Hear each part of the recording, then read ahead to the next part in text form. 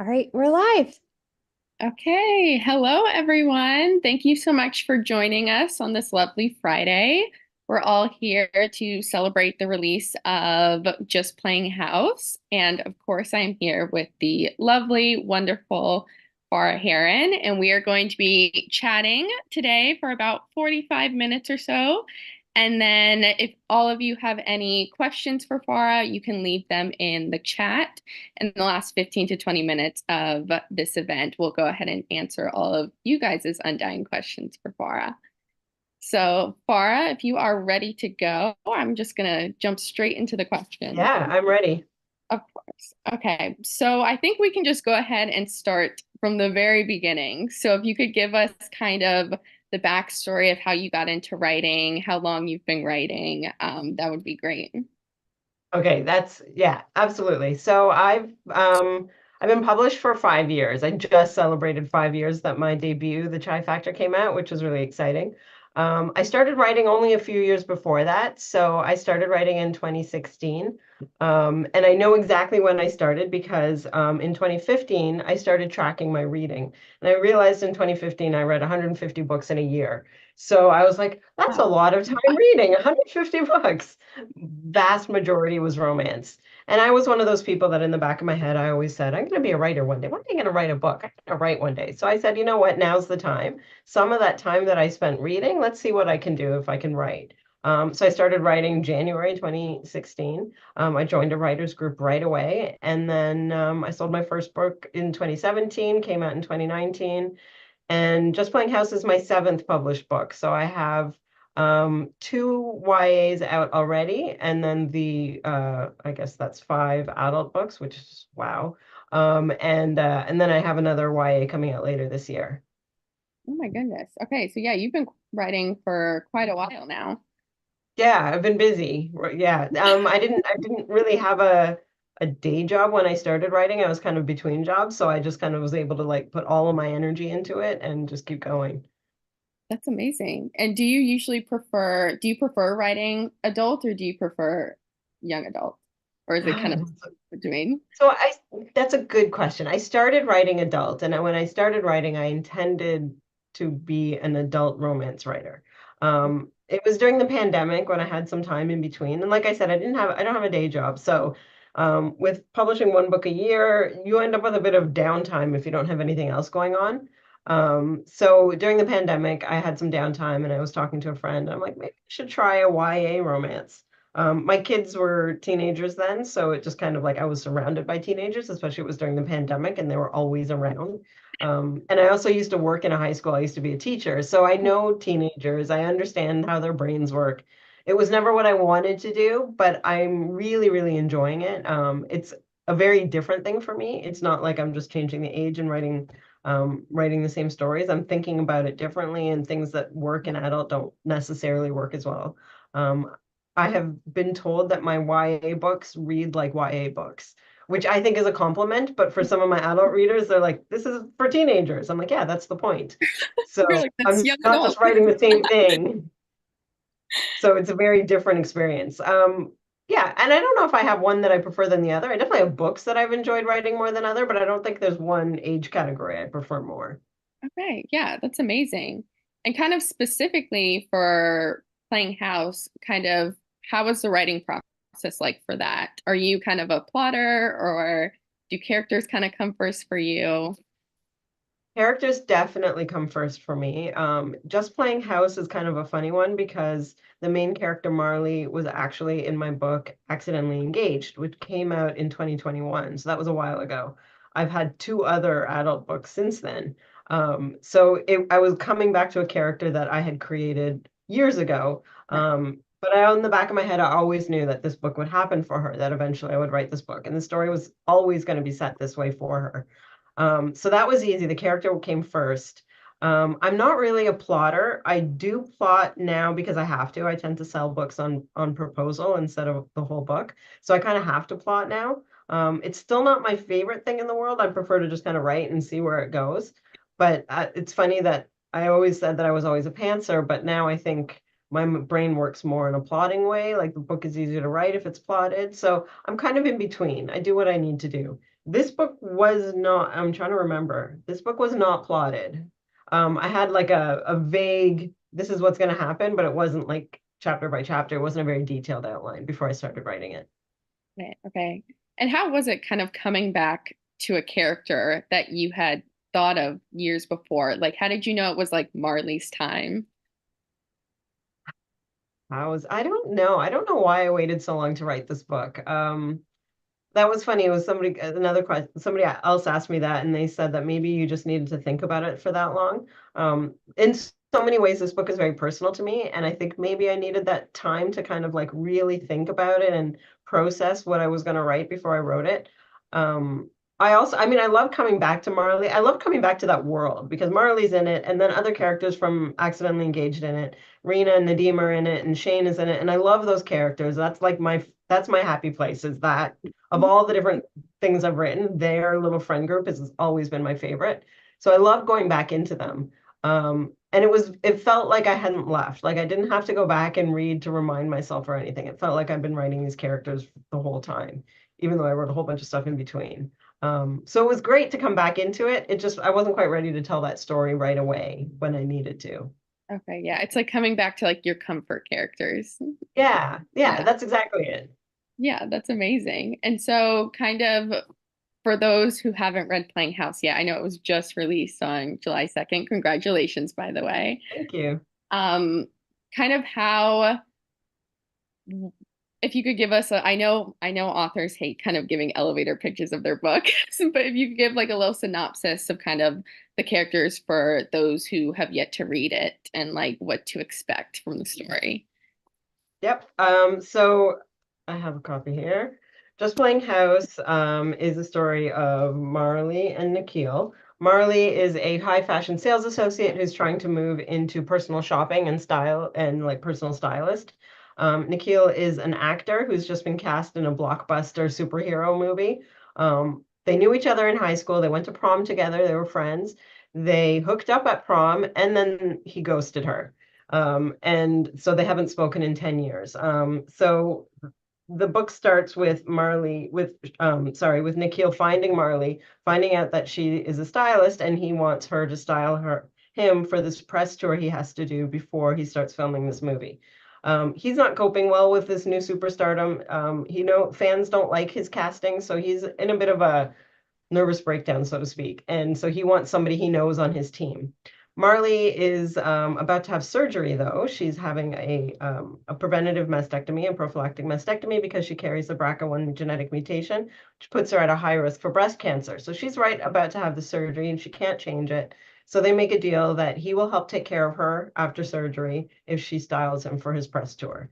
So he moves into her house because her roommate has to go somewhere. So he moves in to help nurse her back after her surgery, and then she's also there for him. So it's kind of like they're taking care of each other because they're both going through something big, and they're there for each other. I love that. And kind of how was it writing Nikhil and Marley's dynamic compared to like other characters you have written? So they're technically second chance, but they didn't really date in the past. So I wasn't coming, like, they were annoyed at each other at the beginning of the book. Like, she was very annoyed at seeing him again, but there wasn't a huge amount of baggage between them. So they were easily to get over the annoyance and then go back into being friends.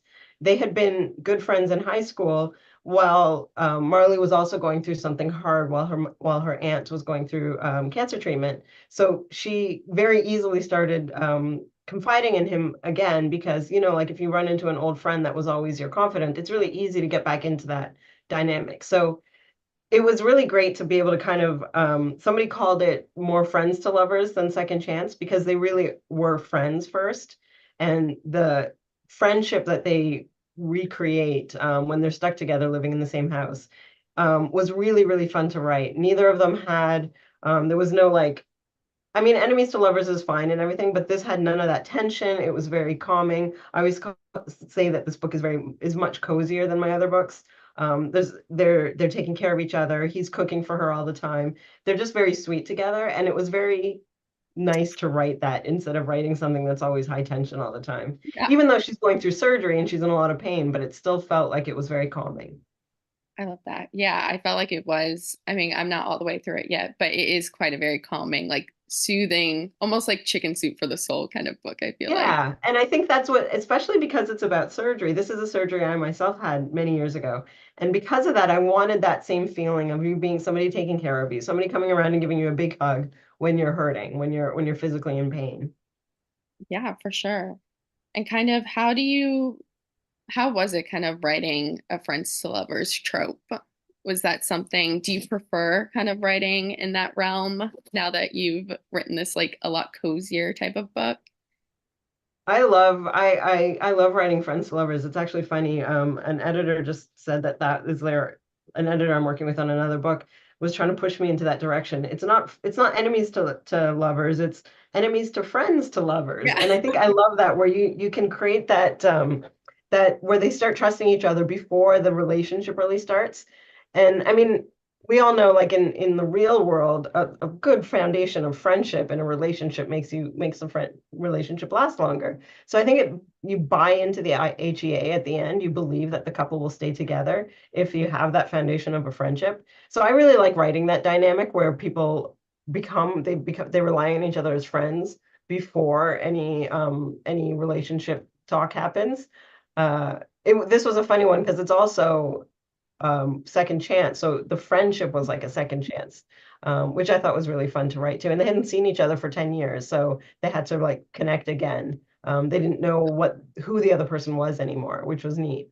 Yeah, I have to say I'm definitely impartial to strangers slash enemies to friends to lovers. I feel like that Yeah. in between of the friends is like crucial because like you see them like kind of bounce off of each other, like getting to really know each other before they even start any type of romantic relationship. Yeah, it feels more organic. It feels more real to me than going from hating each other to immediately kissing. Like I've seen it done and it's really, really entertaining to read, but at the end I'm like, yeah, they're not gonna last. Yeah. Have you ever read a book and like at the end of it, you're like, you know, they did not. Like, you know, They if there did was like not. a 5 year time jump, like they weren't. They're not gonna be together. That's it's so true. And it doesn't make the book any less entertaining. Like I No, still yeah. really enjoy reading a very good book like that, but all I can think of is like this isn't gonna last. If you can't get if you are that like annoyed with each other and then like that annoyance is gonna come back once you're like talking about mortgages and kids and whatever. Once the big stuff gets brought up. Yeah, Yeah. exactly. And kind of, I know Just Playing House is quite soothing, but it's also quite an emotional book, I would say. And kind of for you, how was it writing those emotional scenes versus writing like the lighter scenes? Do you tend to be able to like dive like really into the emotional scenes and you love writing it, or is it something that takes a while to be able to do? I don't mind writing them. I don't usually like put them off or anything because tend to think of like I don't like writing like a huge traumatic event happening in the book because that's like too heavy emotion all at once. I prefer um I don't like writing like really really heavy things. Like if somebody dies, I'm like I'm not writing that. Or if pet dies is like even worse. Oh God, yeah, no. We're not going to go there. But at the same time, like this book, they are both coming from trauma that they've had to deal with, that they're in the midst of. And I think it sometimes takes a few turns, a few tries to get that right, to hit the right note, to make it believable and to get the emotions on the page the way I want them. So sometimes it takes a little bit more work in revisions to get it right. But I actually enjoy like I love revisions. That's my favorite part of writing is when I can actually Really? take the ideas in my head and make it make sense. Yeah. So I enjoy getting there with the emotional scenes. Um, the stuff that Marley's going through. So she has a BRCA mutation, and that's why she's having a mastectomy. And this is something I myself went through 10 years ago. So it's been a while. But I've also I used to be a peer support, like I used to run a peer support group for other women that have the same genetic mutation. And so I wasn't just relying going on my own experiences having gone through it, but on hundreds of other women that I've met and talked to through my support group, through when I was volunteering at the Cancer Society. So I'm kind of drawing on all of those emotions that other people have talked to me about. that I myself went through, that my family's gone through. So none of it was, it was all very believable to me. It was all very like, this is real, which kind of made it easier to write. Sometimes when you're writing an emotional scene where it's not something you yourself know that well, you have to put yourself into that frame of mind a little bit more to say, what would this feel like? This time I didn't have to say, what would this feel like? Because I knew exactly what it felt like. Yeah, that makes sense. It was easier to kind of dive into it a little bit more since you Exactly. yourself Yeah. went through it. Yeah. Yeah. And kind of speaking more on Marley in particular, are there certain characteristics of hers that you kind of drew on from yourself that you kind of find in yourself? Or do you think she's kind of, do you not like doing that with your characters? You kind of feel like they're separate entities I from you. always say that my characters aren't me. It's way too much fun to be able to create new people. Like, why would I use real people? This is like I get to make things up. But there's always a little bit about me in each of them. Marley, obviously, her medical status is the same as mine, so that is that. But she's not me. I am not as cool as Marley. I will say that right from the beginning. I try to be fashionable. I like fashion, but I'm definitely not as cool and collected and as skilled at it as her. I actually did work in a luxury department store for a while, and that's where I kind of got all that. So I worked in the same environment as her, but I wasn't a salesperson. I was in human resources, so I was again back of the house and just like running around looking for payroll numbers and things like that, as opposed to actually working with the high fashion, even though I was surrounded by it. So Marley is not me. We have a lot in common. I always say that of all my characters, the personality that's most like me would be Rena from Accidentally Engaged. Again, her life is not mine. I'm definitely not the same person as her, but her personality, I think, is the most like mine. But there's always a tiny bit because I mean, we write what we know, right? So there's always a tiny bit of me in all of the characters. Okay, that makes sense. Yeah. So has anyone in like your family or friends ever come up to you and been like, is that character kind of based off of me? Like Oh, all the time. My all the time. family Okay. especially, all the time. I have to tell my mother every time a book comes out, this Not isn't you. you. I write complicated families. I tend to like families that are interesting, and each family is a bit different. And I do notice that I tend to write complicated mother-daughter relationships too. My mother is a delight. I have a great relationship with her. But she's still a mom. She's still a South Asian mother at the end of the day. So I have to remind her every time that I'm writing very domineering, very intrusive South Asian moms. I don't see her that way. That's not like, so I have to remind her, this isn't you. This is fiction. I write fiction. This is not real. And also, especially because I'm putting so much of myself into my books, whether it's a life experience or a job or something, I'll put a little bit of me just because it makes it easier to write. But then my mom's sure that this is all like, I'm I'm just just like, like, this is all based off of yeah, her. it's all me. Yeah, so she's convinced. She's convinced it's all her. And then I have to remind her over and over again, this is fiction. I think this is something that people that don't like writers, anytime I talk to a writer about this, they're like, why would I use real people? This is so much fun. I get to create. And then, but people that aren't writers, they can't imagine that we are creating these like completely like three-dimensional, real feeling people, but they're just coming out of our heads. Yeah, I mean, as a non-writer, I would have to agree. Like the idea that like everything is just like made up is so like interesting and creative because like I'm not creative like that. So I would have to base everything off of like Off of somebody we know. yeah, off of someone I know. You can take bits and pieces. Like another thing that I tend to write sisters a lot. I didn't do it on purpose, but as I thought about it after, I'm like, almost all of my characters have sisters. Marley doesn't. She has cousins instead. But almost all my characters have sisters, and I myself have a sister. I have no brothers, just one sister. So that's something that I definitely have to like. I tell my sister, these aren't you. But I've definitely taken pieces of what it's like to be a younger sister and taken Right. pieces from my own sister and from my husband's sister and I mean, we're gonna take pieces of people we know, but nobody's completely another person. 100%. Yeah. Okay. Yeah. We're clearing it up now here, Yeah. everyone. I mean, technically I put my husband's grandmother in a book, and I'm not gonna say who it is, but she's in the book for like all of 30 seconds, and my husband's the only one that noticed that I had put her in, and she had passed somewhat recently, so it was just a bit of a tribute to her. Yeah. But yeah, like no, she wasn't a big character. She was just a tiny character. No big characters are. are characters. based on anyone. And kind of jumping, I know this is kind of a weird switch up with questions, but jumping into Marley's job specifically, I always find it very interesting as to how authors pick the jobs of their characters. So if you could like give me some insight into that and like how you originally came up with Marley's job and like why you decided that was going to be Marley's job. So like way back when I created the Yeah. character when I was writing Accidentally Engaged. So like I said, I used to work in a luxury department store. And I've always thought, so I worked in luxury fashion in human resources though. So I was in the store, but I wasn't on the selling floor. And then I've also worked in other, like as a salesperson, I spent a whole summer selling bikinis. I've worked in craft stores, I've worked in knitting stores. So I've worked retail a lot. So I always said that retail is one of those things, you don't see it a ton of retail in other than like a small town romance where like she owns a bake shop. But other than that, like urban retail, you don't see like characters that work in clothing stores or anything like that. So I've always thought that retail is just a fascinating world, and it's like these stores are like little microcosms of their own, and the personalities are very interesting. So I always wanted to write something set more in that urban retail environment.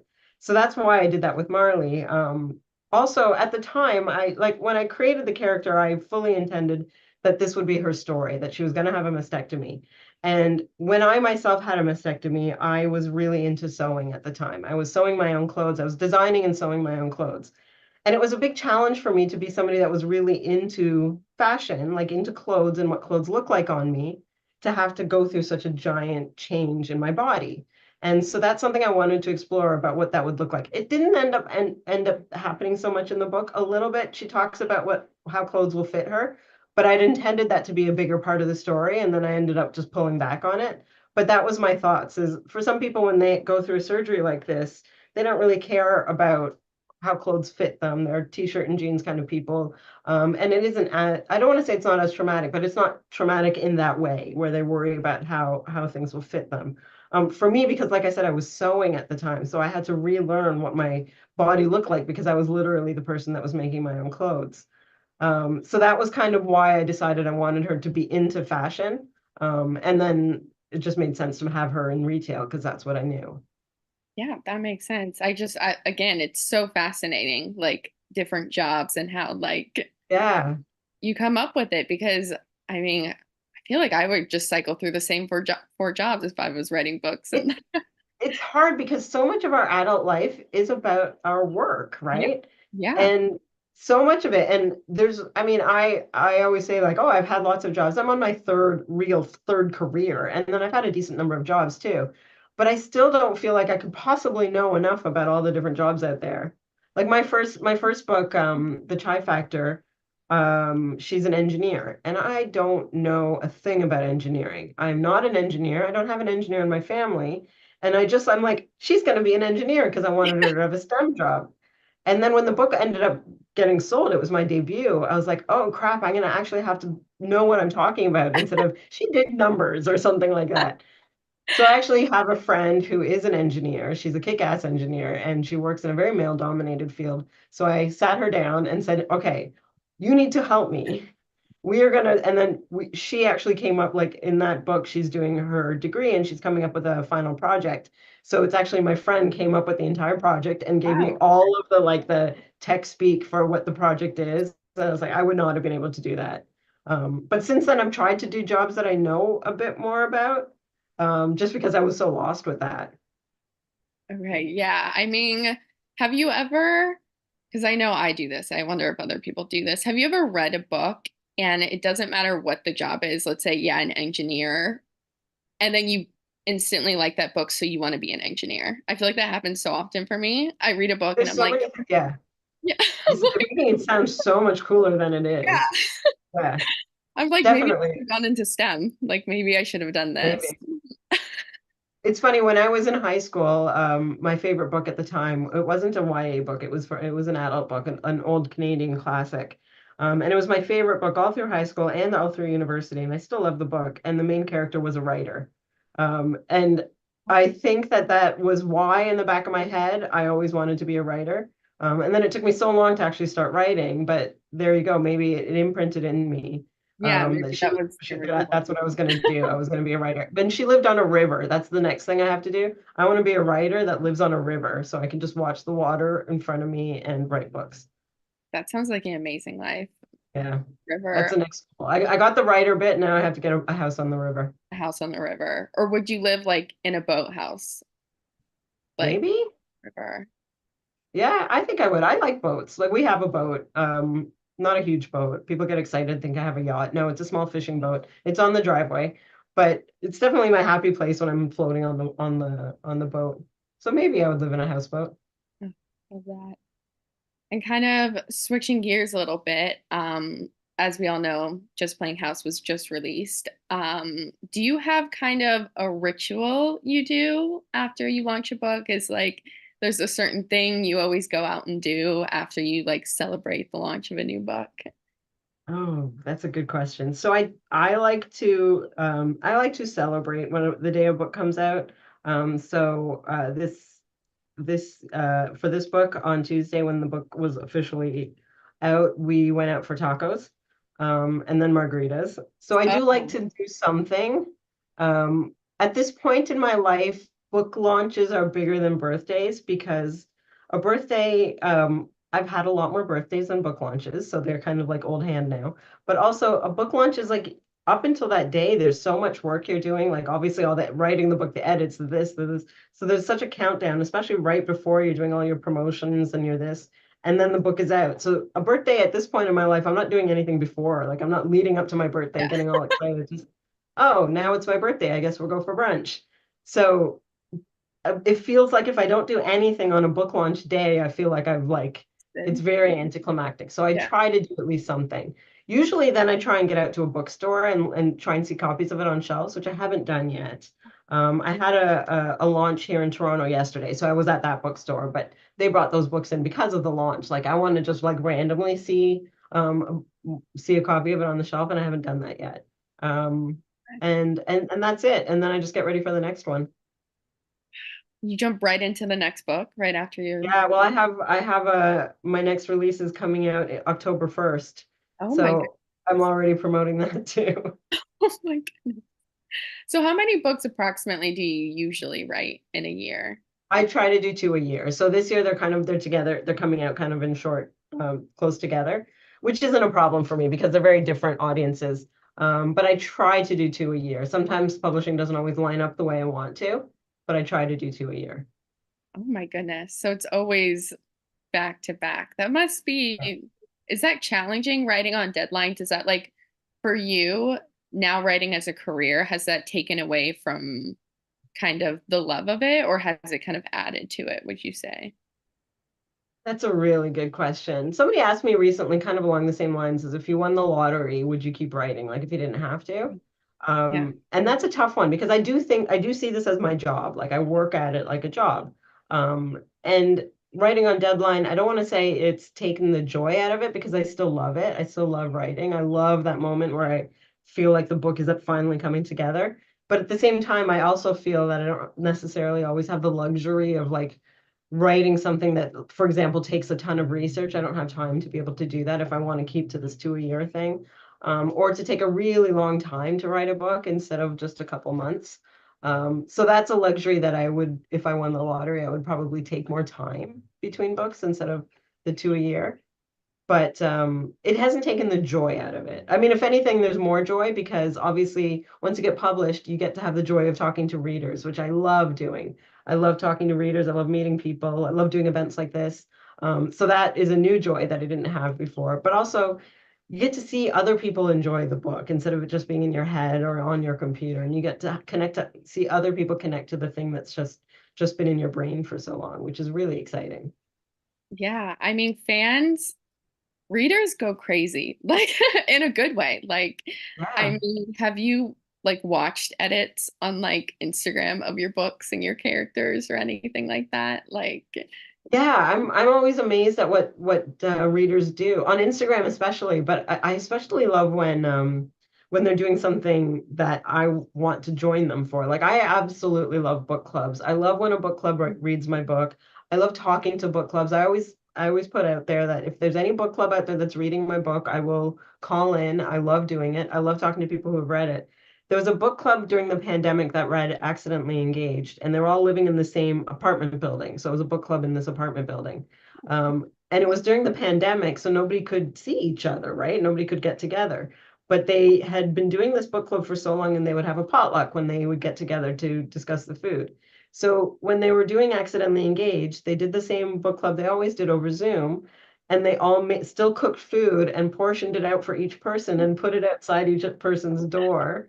And it was all the food from my book. And then so they all had their potluck individually over Zoom, reading my book and then talking to me about it. I probably would have cried. It was so amazing and it was so good. Like they even they put a they made a playlist for the book and I was like, this is the best thing ever. I wish I was with, I don't remember, it's somewhere in the US, but I'm like, I wish I was there with you. But of course it was pandemic, nobody was anywhere then. Wow, yeah. I mean, can be very, very creative when Very cute. of something. Yeah.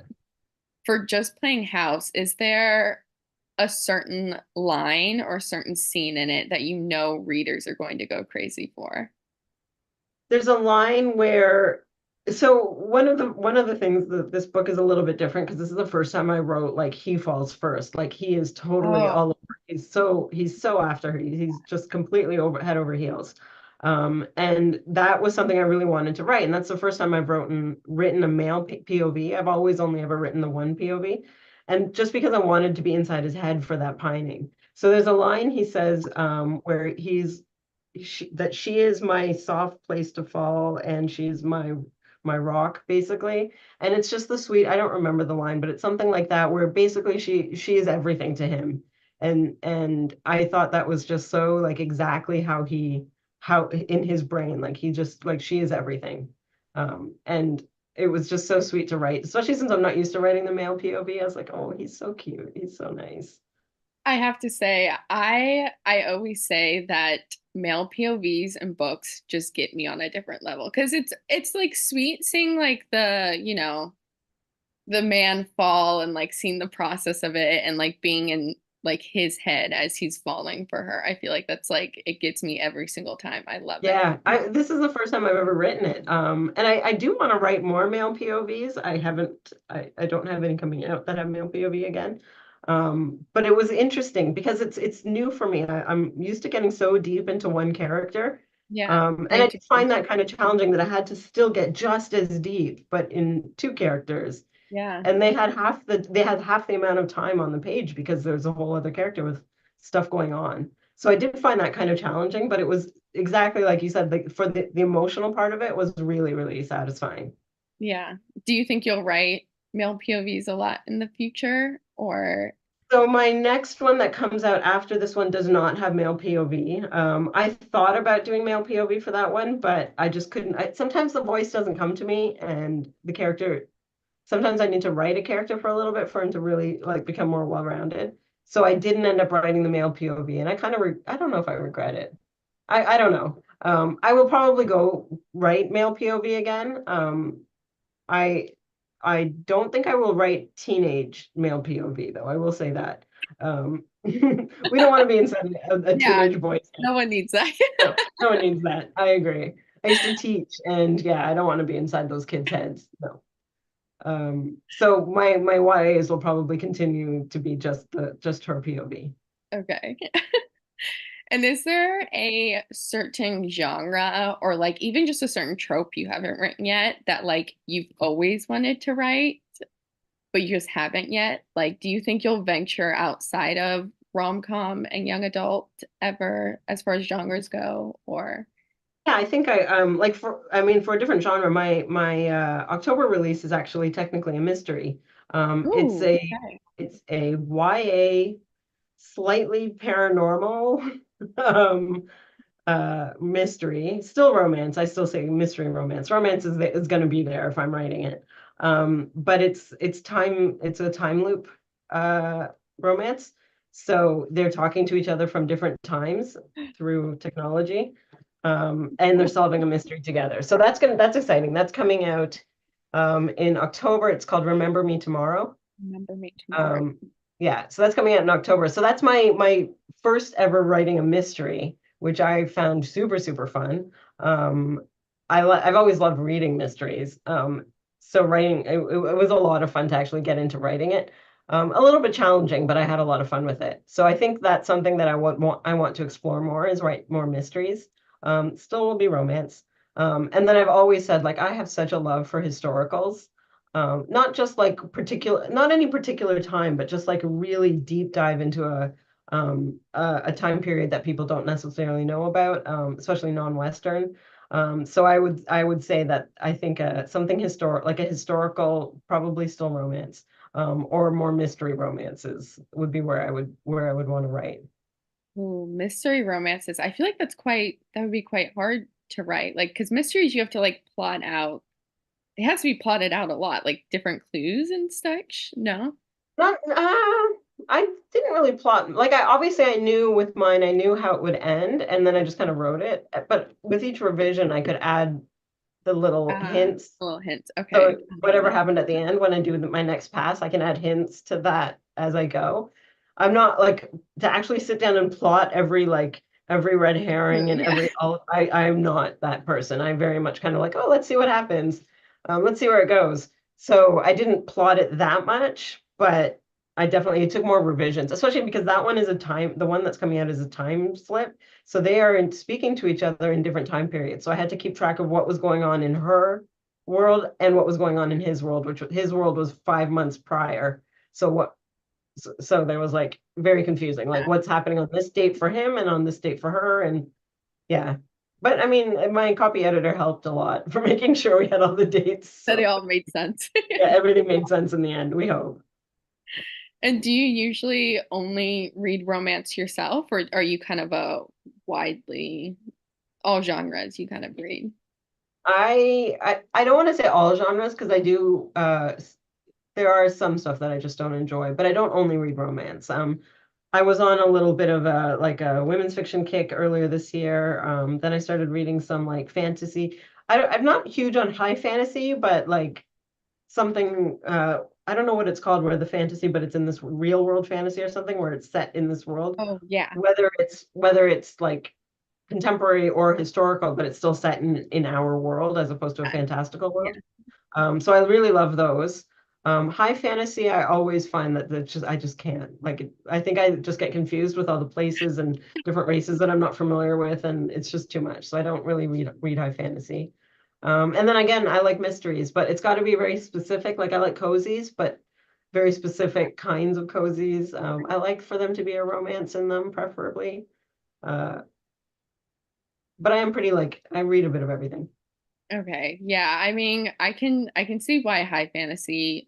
I always say I never know in the first 150 pages what's going on in a fantasy book. Yeah, I and I don't have the patience to go through 150 pages to figure out what the heck's going on. you just know like you're going to be confused and like because they Yeah, insert you into the world and like you're just like figuring like stuff what's out. going on? Why are there dragons everywhere? Yeah. But yeah, it definitely takes a little bit of mental work for me to like jump into a high fantasy book. I'm Yeah, like, but at the same time, like I love fantasy. Like I love stories yeah. that have magic in them. But if they're set in my current world, what's the book I just read? The Emily Wilde's Encyclopedia of Fairies. Ooh. I thought it was really cute, and it was kind of historical, but it was set in like Norway or something, and it was two British fairy researchers that had come there to research the fairies in the area. So I like something like that where it's like magic and it's like normal in their world, but it's our world as opposed to like something. Something fantastical and Yeah. different. Yeah. And then kind of when you're writing, if I find this a question I ask all the time. When you're reading something that is very similar to a book you're currently writing, like a very similar trope, do you find that like you have to be very careful? Like can you almost do you tend to like catch yourself like taking elements from that book you're reading and like applying them to your book, like accidentally, of course, but like is Hmm. that something you have to be careful with? I think that's definitely something that I don't think I ever did that, but like with my first few books, I would consciously stop reading in my Mm, own genre while I was writing the book. And I think I felt I was more impressionable. So while I was drafting a book, I would read, but I would read in something completely different. So I would be drafting a rom-com, I'd read domestic suspense. So there's no way that I was going to be pulling anything. yeah. But at this point, I think that isn't really a problem for me anymore. Maybe just because I've done it enough that my writing voice is much more solid. Like I don't, it's not going to like stray off onto to Right. sound like somebody else. And then taking elements, like, I mean, we all kind of borrow things, like little, like, I'll read something and I'll be like, oh, that's how I fixed that problem. Yeah. And it's just a tiny little thing that I will take. She bumped into her old teacher on the street. I'm like, that's how I'm going to fix my problem, Yeah. except they're going to bump into each other in the library and blah, blah, blah, blah, blah. So we definitely, and I think all authors will take those tiny little things. But I definitely, when I was first starting out, I was very afraid that I would take in too much. So I would just stop while I was actually drafting, stop reading. Mhm. Okay, that makes sense. And then this question can be as you can go as deep into it as you want to or not, but what does success look like for you when it comes to after you release a novel? Like for you, what does it mean to say like that book was successful? I mean, I like this is my job. So obviously lots of book sales means success, me making some money because this is how I earn a living. So that's definite success. But I also think about those like non-tangible success markers for me. Things like when people post pretty pictures with flowers all over my book and such on Bookstagram. When I see that, then I'm like, okay, I'm that's good. Yeah. And I know that's not on me. It's on the my amazing publisher for giving me this beautiful cover that people want to take pictures of. But things like that, when I get invited to events, when I get invited to festivals, so I always it's kind of funny. So I'm in Canada, I'm in Toronto, and the Canadian literature scene is very different from the US one. The kind of books that used to get popular here were very lit ficky, very highbrow, lots of like book club kindy books. And it was hard for a commercial fiction writer to get like a foothold in Canada. Like I can write and become popular in the US, but Canadian readers don't notice me because I'm not writing lit fic.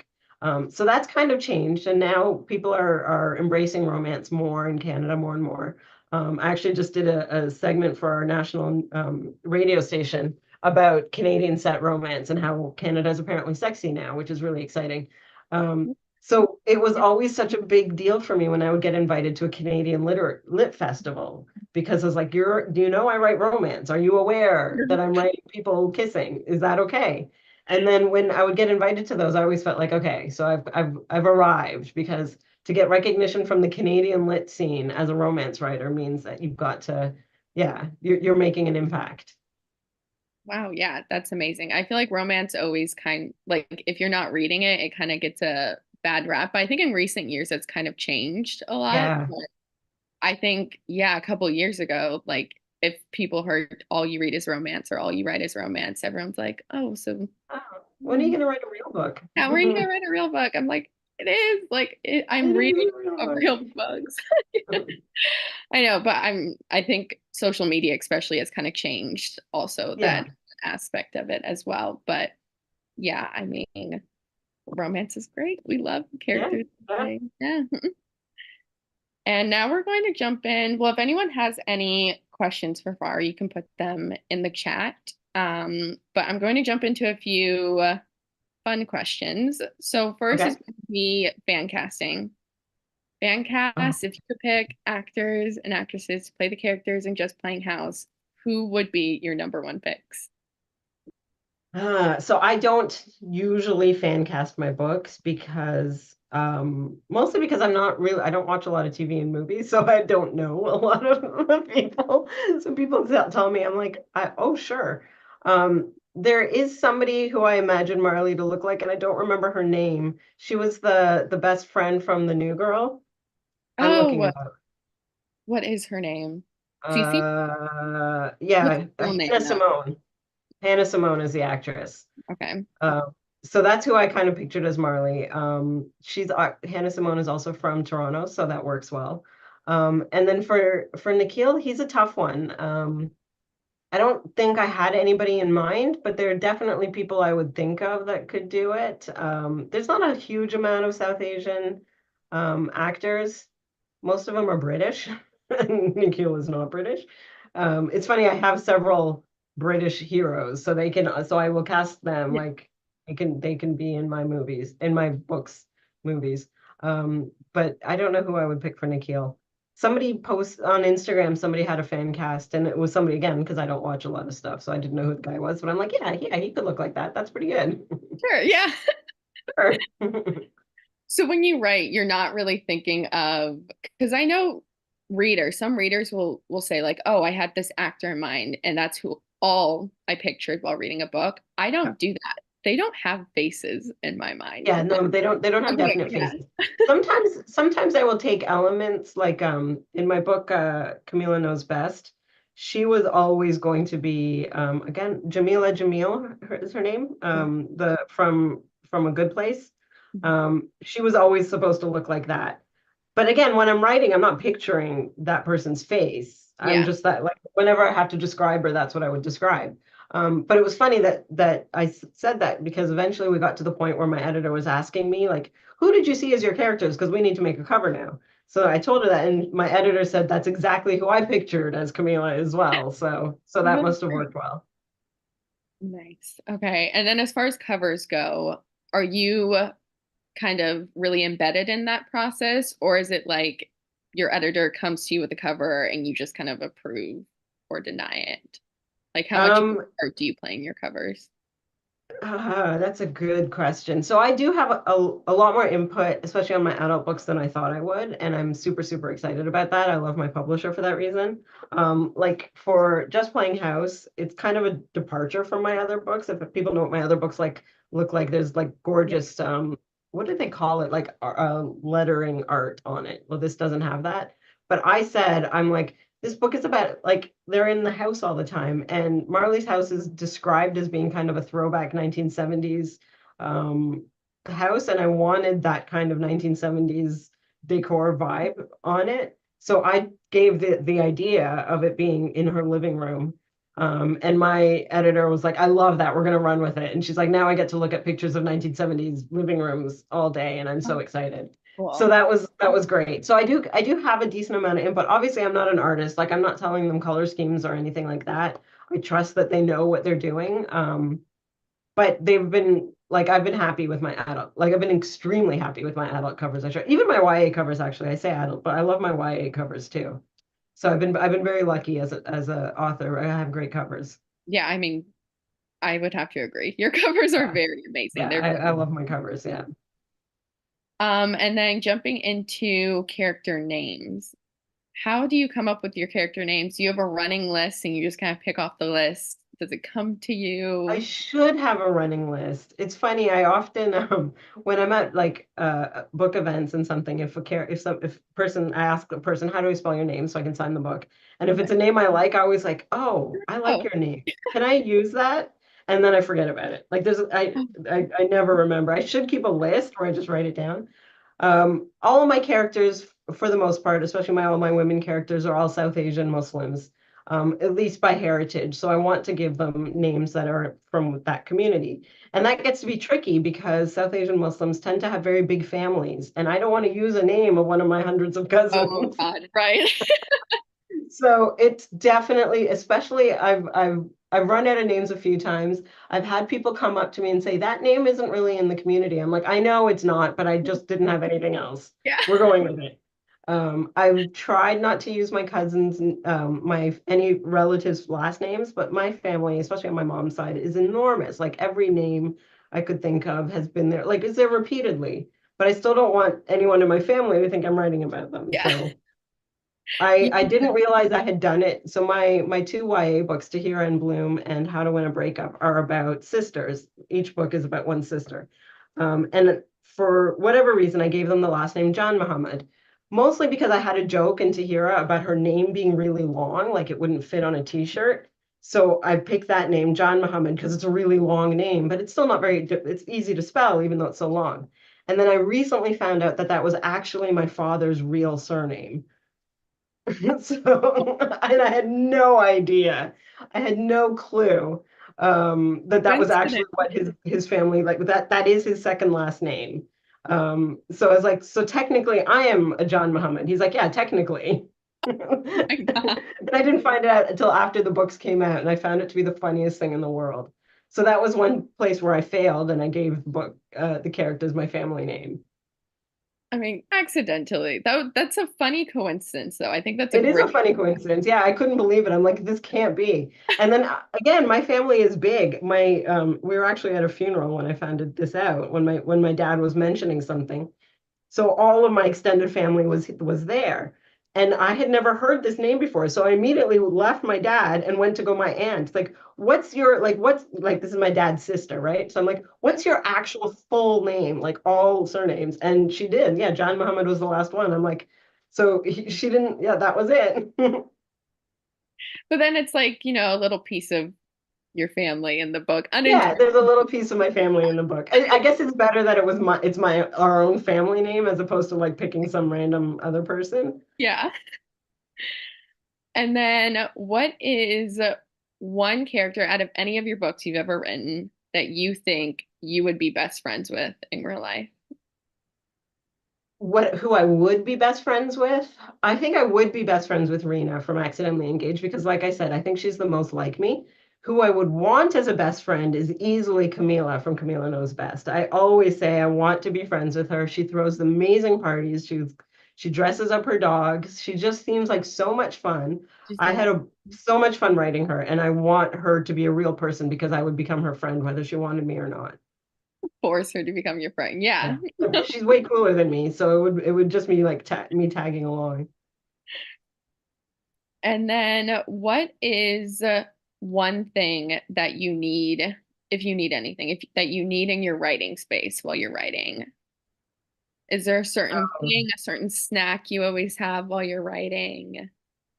I go through like phases where there was for a long time I was eating these little alphabet crackers whenever I was writing because I was like I'm eating words, Yeah. but then I stopped eating crackers so much. So I go through phases. And I don't write in the same place every time. Like I'm at my desk today, but sometimes I'm on that chair behind me. Sometimes I'm in the living room. Sometimes I'm at a cafe. So I don't tend to have like I need to be here doing this. So I'm adaptable that way. I think Oh, that's my ADD brain, that there's nothing that I don't need to have just exactly. I sometimes will go, like I go through phases where I need to like have a particular pair of glasses, like my reading glasses. I have to have a particular pair, and I'll be like, I can only see my computer if I'm wearing that pair, yeah. writing that book. But then after a few months, then I'll change my mind and it'll be something else. Okay, so you're not super like superstitious. Like you need to be wearing like a No, a certain ring or anything while you're writing. no, Okay, thankfully, that's good. because Yeah, I feel like yeah, I I'm would be quite like that. chaotic. Yeah. Okay. And then what is your one kryptonite as a writer, do you think? Hmm. I think food. Every time I try not to write a foodie book, I end up writing about food. Only one of my books, Tahira in Bloom, is my first YA book, and it is also about fashion, like Just Playing House. Tahira is a teenage fashion designer, and there's very little food in that book, and it just was weird to write it because the guy's really into gardening and plants, and she's really into fashion, and there was no opportunity, like there was nothing for food that I could put in there, and I think that was very weird for me to write. Everything else, all my books, there'll be food. There'll be descriptions of food. Somebody will be cooking. There'll be comfort food. There'll be food somewhere. I have to say your books do make me hungry. Like it's hard to read them late at night because you Yeah. And I try to branch out and like put different food in it because I think people got kind of like I'm always putting like it's always going to be Indian food in this, but I mean I live in Toronto. It's one of the most diverse cities in the world, and there's amazing food here. So I'm always looking for new things to put in my books. yeah. And what is something that you learned when writing your first novel that you've kind of applied to the rest of your books or your writing style? I think with my first, so I have a couple of trunk novels that will not go anywhere. But Chai Factor was the first book that I had published, but it was also the first time that I just kind of leaned into my silliness, basically put the jokes on the page, whether if I find them funny, maybe somebody else will. and just really write without inhibitions. Every other time I was like thinking through every sentence, everything I put in there was very thoughtful. When I just kind of let myself, my own voice come out, it was with that book, that first time I did that. And since then, now I trust my voice more than I did before. Sometimes I still put a lot of thought into it, but I can tune out the world and just kind of write. And usually what I get is it's still my voice and it works. So I think that was the first book that I was like, okay, so trust your own voice instead of trying to sound like anybody else. Oh, that's very good advice for readers as well, or anyone who Mhm. wants to start writing. Like trust Yeah. yourself. Yeah. And just like don't have inhibitions. Just put yourself on in there. Your own what the voice inside your head should be the voice coming out.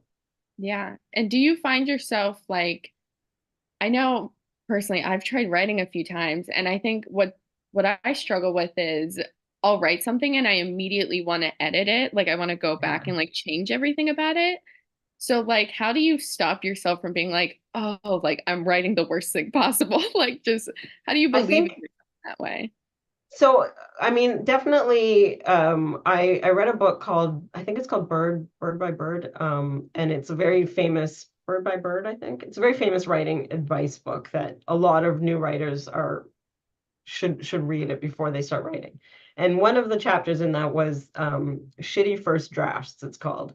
And it's basically about just embracing the fact that your first draft isn't going to be a masterpiece and you just need to get to the back. And that was the first time I'd ever heard that. I didn't realize that it's okay to take hundreds of drafts or whatever you need to do to get the book. It's okay if your first draft is terrible. So reading that book before I started writing kind of gave me the confidence to just Yeah. get through it. Now at this point, I do find that I do exactly what you just said with my first chapter. So if my first chapter isn't quite there, I let myself go back and rewrite it. I'll get that first chapter exactly where I want it to be. And then after that, I don't let myself go back anymore because the first chapter is your character voice is coming up for the first time. Your characters are there. You need to make sure that that's the foundation you're working from. And then after that, you just need to get to the end, and then you can go back and change it. But without having the first chapter where you want it, you're not going to know what the character voice is after or where the basics are. Okay, yeah. And do you write sequentially then? Do you start from chapter one? Oh, Yep. okay. Yeah, Yep. and I then, always yeah. chapter one right to the end. And I don't edit in I edit that way too. So I will just do a full like if I have to change something, I start from the beginning and go to the end. I don't just edit here and there. I always in order. That's just how my brain works. I mean, that's great. Like how do you kind of, is it hard to write this is kind of now me just being curious. Like, sorry everyone. But is it hard to write the little like conversational scenes? Like I know there's like usually like big scenes in books and then there's like the little in between kind of scenes. Are those hard to write, or do you think it just kind of flows I think naturally during sequentially? I don't find them hard to write. For me, the bigger scenes, especially scenes where there's more action than dialogue, those are really hard for me to write.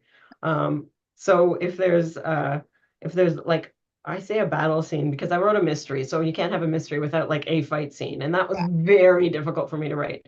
I also don't feel the same way about sex scenes. I write sex scenes, but to me that's an action scene, and I find them very hard to write. But dialogue scenes I find easy. So exactly like if it's just like two people talking about what just happened, I can write that super easily.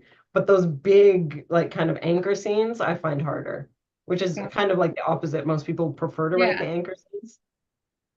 But that I feel like that must be good that you're able to so easily write the dialogue because dialogue makes a book, like the interaction between your Yeah. characters. And that's Yeah. how you get the characters like get to know each other and then you get to know the characters. And yeah, so it's all dialogue for me. That's how I can get to know my characters enough to be able to get to them to the end of the book. That's great. And then last two questions. One being, how do you feel about epilogues? I know some writers have very opinionated views on them. How do you personally feel about an epilogue? I don't always do epilogues. I'm trying to think if I ever recently. This book had an epilogue. Okay, so I have done one recently. I don't always write them. I don't have strong feelings one way or another. I think you need um, you need a scene that kind of Necessary. shows that everything is fine and dandy. Um, but at like some of my books, like with my first book, Chai Factor, the couple gets back together at the very end of the book, and then it ends. There's no epilogue. You don't know. You don't know after that if they were able to last. You do because they're in the next book. They're in Accidentally Engaged, and you see that they're together still. So that's a kind of a fun thing that romance writers can do is the whole other book can be the epilogue The from epilogue, the other yeah. book. They'll show up in it, and you're like, oh, they're still together.